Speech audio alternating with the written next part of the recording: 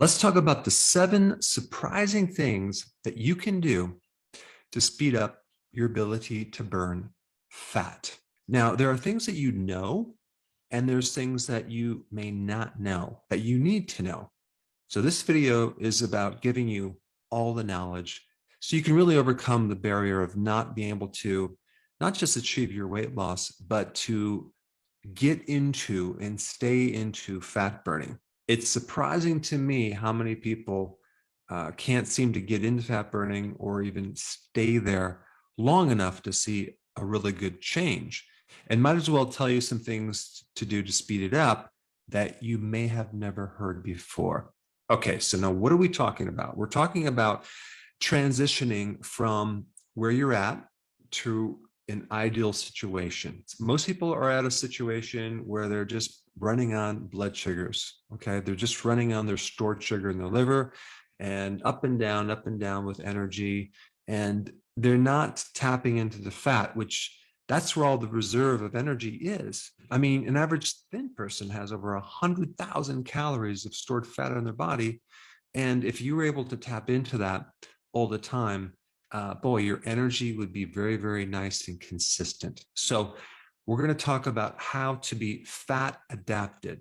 And we're not just talking about 3 days of getting your body to start to burn ketones. Okay. That's different than being in full fat adaptation. And unfortunately, it does take some more time. It takes anywhere between 1 to 3 months to fully get there. But I'm going to give you some important things to speed it up that actually might be very surprising to you. But before we begin, I think it's important to understand, how do we know we are fat adapted? Okay, so there are several factors that you need to look at. Number one, you're able to go longer without eating. You're not getting so hungry anymore. Your appetite is disappearing. Okay, that's number one. Number two, you no longer have cravings to carbs, which is going to make it very easy to stick to the program if you don't have cravings. I mean, if you have cravings, I don't know how anyone can stick to any plan. It's their life's going to be miserable, and the temptation is going to throw them off. And the third factor is, I already mentioned this, energy. Your energy is not going to come up and down, up and down. It's going to be very, very stable and consistent, and you're going to have more energy. Why? Because you're burning fat calories. And a fat calorie has more than double the amount of energy than protein or carbohydrates. So when you tap into fat, you're actually releasing more energy, and your body is more efficient. What you have to realize is your body was designed to burn fat, not rely on glucose 24/7. Despite what certain people tell you about the brain needs glucose, etc., any glucose that your body needs can be easily produced by your body. It's called gluconeogenesis. And that word gluconeogenesis means the new creation of glucose from other sources like protein, like fat, like ketones. So this glucose that your brain runs on, which is only a portion of it, by the way, doesn't have to come from consuming glucose. All right, number four, you're going to have enhanced mental activity. In other words, you're going to be more focused. You're going to be more concentrated. You're going to be more creative. You're going to be able to get more stuff done. I mean, even your ability to learn will be enhanced. And number four is all about cognitive function, but I should add an additional part of that, which is your mood is going to be elevated. Being fat adapted actually brings you up. You're less depressed, less anxiety, and you're generally feeling much, much better mood-wise. All right, number five, you're going to have more endurance when you exercise. Your ability to generate energy and maintain a certain level of exercise is going to be enhanced when you are fat adapted. If you're not fat adapted and you exercise, guess what? You're going to run out of glucose really fast because we don't store a lot of glucose. And so when certain people exercise and they hit this wall or they start to get fatigued, that's because they're running out of glucose. But if you've adapted to fat burning, you can go longer. All right. And number 6, your sleep actually will be enhanced. In fact, the need for sleep does go down. Not a lot, but you'll find that you'll need a little less sleep. All right. That's how we know we're in fat adaptation. There's a lot of different variables that affect your metabolism, your ability to burn fat. But what I want to know right now, and please put this in the comment section, is which one of the 15 factors do you feel that is the hardest to change? Which one of these factors do you feel that you can't do anything about? That's what I want to know. So let's go through the list. Number 1, genetics. Okay, your genes. Number 2, your age. All right, number 3, your environment. Number 4, your food, your diet. Number 5, your hormones. Number 6, your muscles, your muscle mass. Number 7, exercise. Number 8, your stress level. Number 9, your nutrition. And number 10, your sleep. 11, the timing of when you eat and not eat. 12, the drugs or medication that you are on. 13, the chemicals in the food that you eat.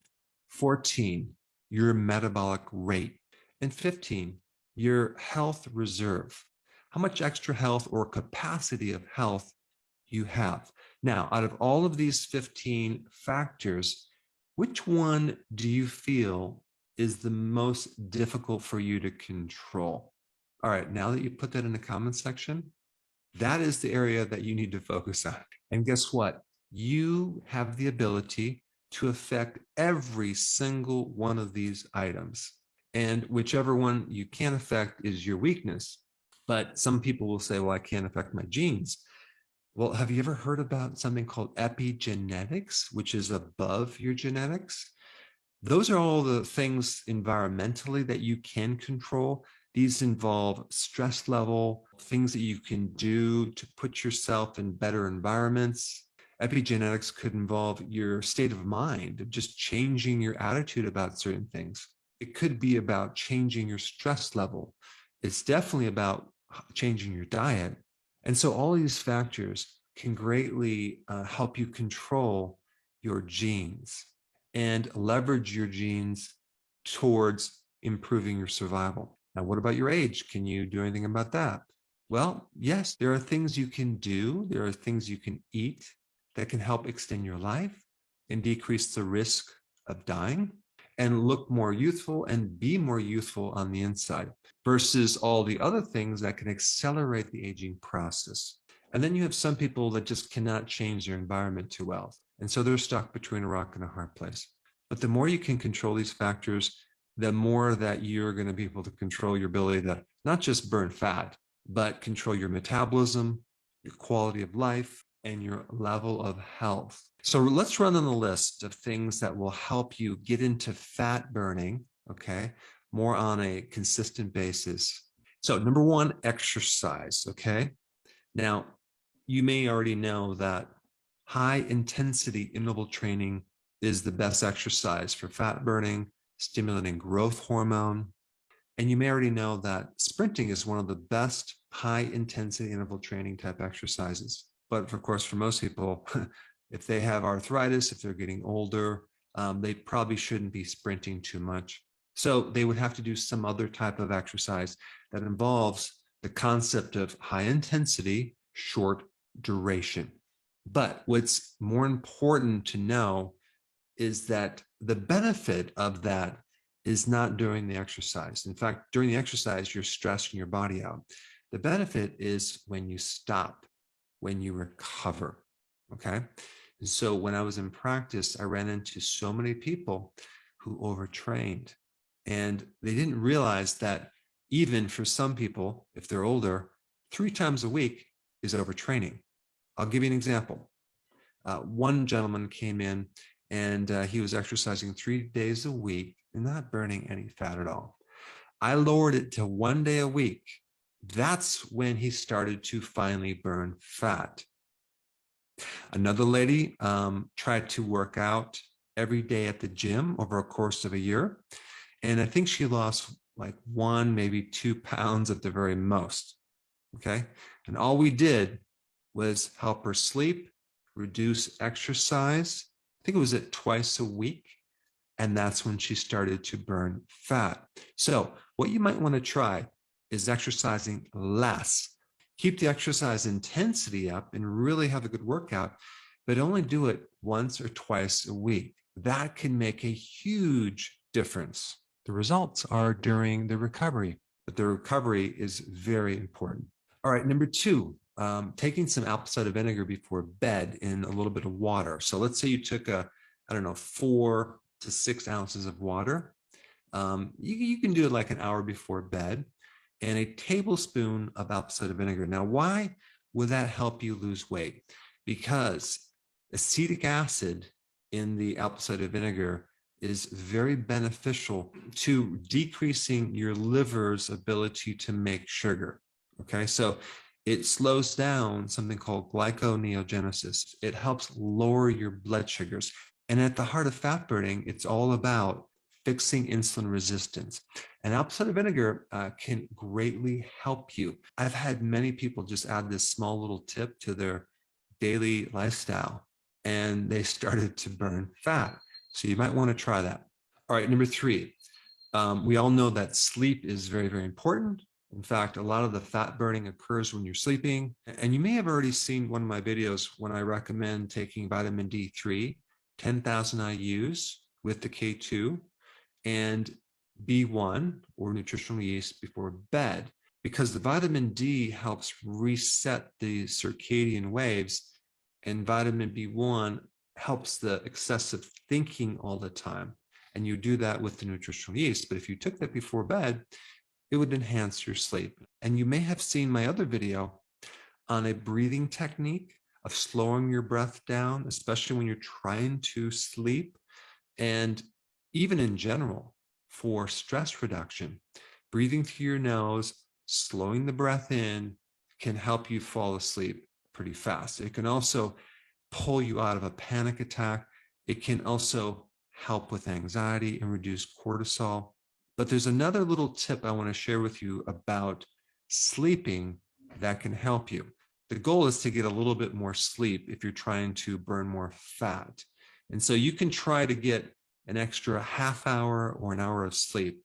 But if you have the ability to take a nap during the day, and you can do that, that can greatly increase your ability to burn fat.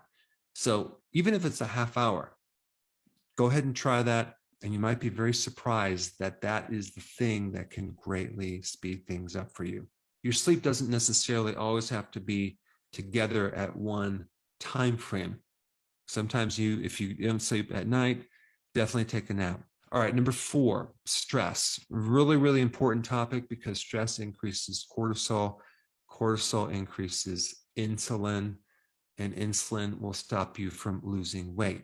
So you may already know that long walks in nature are very, very beneficial because it gets you out of your head and you just get space and your stress level goes down.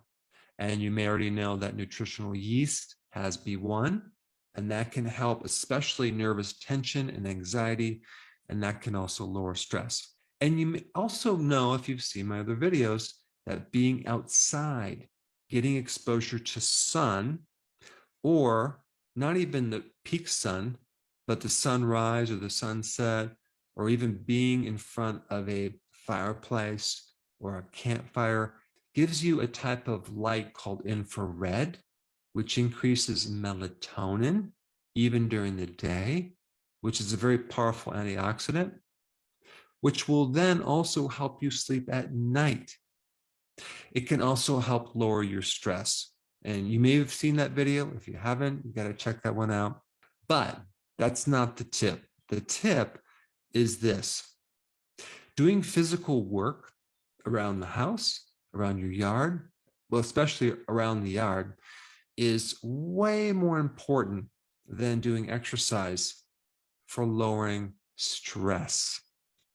So if you have the opportunity to choose between the two, physical exercise or physical work, hands down, is better because of what it can do to kind of pull you out of this constant problem solving that you have. Physical work is a great activity for shifting your attention off the problems of life and onto something else, like some physical work that you're doing, whether it's fixing something, repairing something, cleaning something. Any of those items will help you.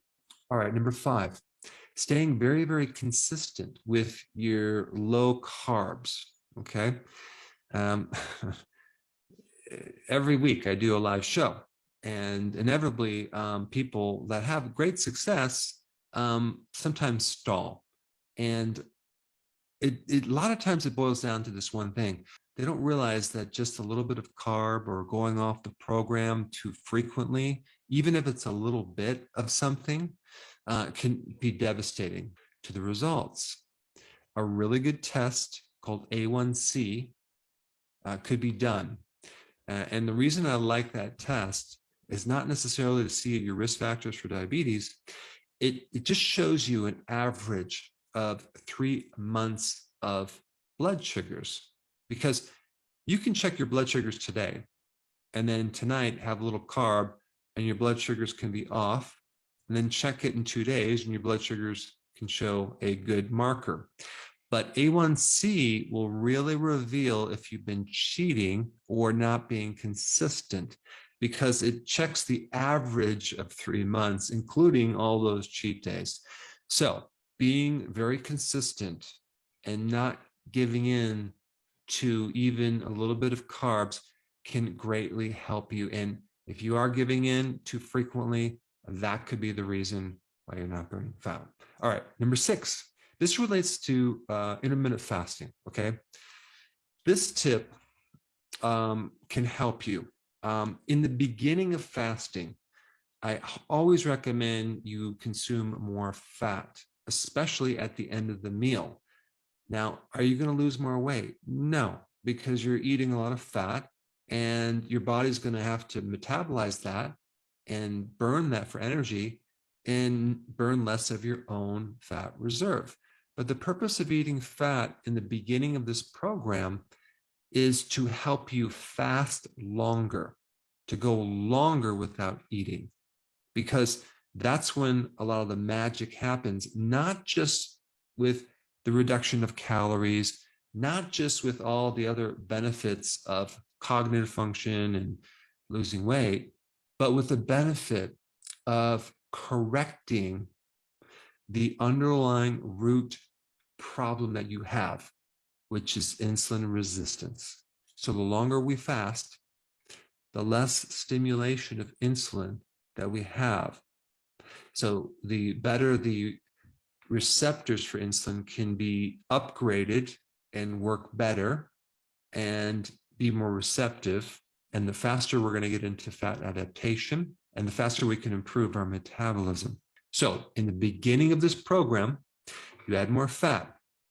But as you start becoming more fat adapted and you have these improved indicators, like you can go longer without eating, you have no more cravings, more energy, etc., then you start to decrease your fat. Now, I'm not talking about going on a low-fat diet. I'm talking about not adding additional fat.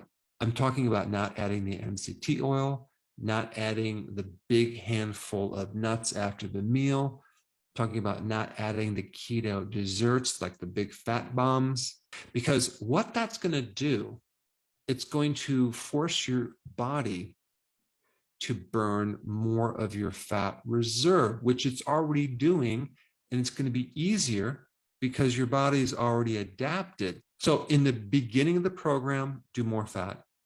And towards the middle of the program, when you're fat adapted, 1 to 3 months, then reduce your fat. And then when you hit your goal weight, you can add more fat in there to maintain your weight. But I never want you to go low fat. And I definitely never want you to go below 75 grams of fat per day. All right. And number 7, this is interesting. I've noticed in America, at least, when people go to Europe and they don't reduce their calories, they eat more, a lot of times they lose weight. Why is that? because in certain countries in Europe, especially, there's more nutrient dense foods than America. Okay. And so nutrient dense foods can help improve your health and actually help you lose weight. I know a lot of Europeans that come to America that are not necessarily eating more calories, but they're gaining more weight. In fact, their bodies sometimes become destroyed. So, welcome to America, the land of the opposite of nutrient dense foods. We have foods that are void of nutrition. So when some people recommend you can do dirty keto, I mean, it doesn't matter the quality, just make sure you have those macros. Just realize that that's not the best advice. So consuming the healthy version of the ketogenic diet, and the definition of that is adding the quality, the nutrient dense foods to your plan, I think would be some good advice. All right, so now that you have this additional information, please in the comments section, make note so I can read this of what areas that you need to focus on that you can see that this potentially could work for you. And I think a really important video, if you have not seen it yet, is this one on melatonin. Check it out right now.